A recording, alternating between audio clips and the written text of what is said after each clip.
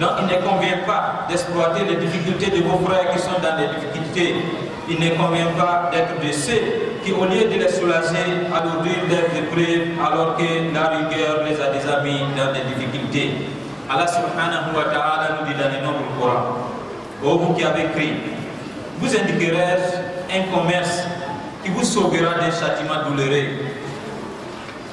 Vous croyez en Allah et en son messager, et vous combattez avec vos biens et vos personnes dans les chemins d'Allah, et cela vous est bien meilleur si vous le saviez. Il vous pardonnera vos péchés, vous fera entrer dans des jardins sur lesquels coulent les ruisseaux et dans les demeures agréables dans les jardins d'Éden. Voilà l'énorme succès. Chers frères et sœurs, exhortez vos frères, ceux dont vous avez connaissance, qui sont dans l'aisance financière, afin qu'ils fassent preuve de miséricorde envers les gens qui sont dans la pauvreté, dans les biens et dans la difficulté, dans les besoins et dans la difficulté. Car tout bien que vous pouvez préparer, vous le trouverez auprès d'Allah, meilleur et plus grand en fait de récompenses.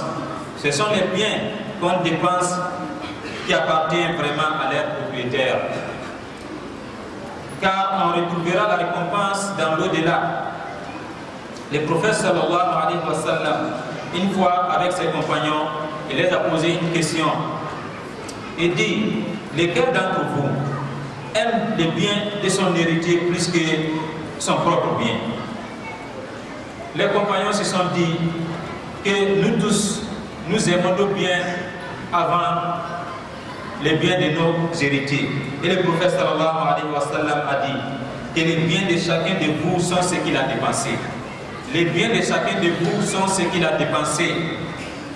Tandis que les biens que vous avez gardés font partie des biens de vos héritiers.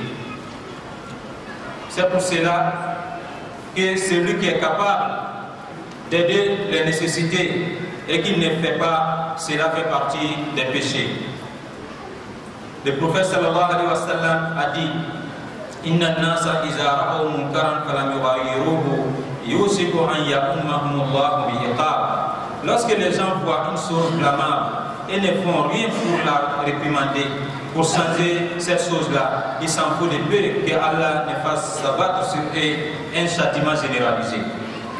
Et toute dépense que vous faites dans les biens, il la remplace, et c'est lui le meilleur des donateurs. Allah subhanahu wa ta'ala nous met en garde: ô vous qui avez cru, que ni vos biens ni vos enfants ne vous distraient du rappel d'Allah. Et quiconque fait cela, alors ceux-là seront les perdants. Allah subhanahu wa ta'ala dit: et dépensez de ce que nous vous avons octroyé avant que la mort ne vienne à l'un de vous.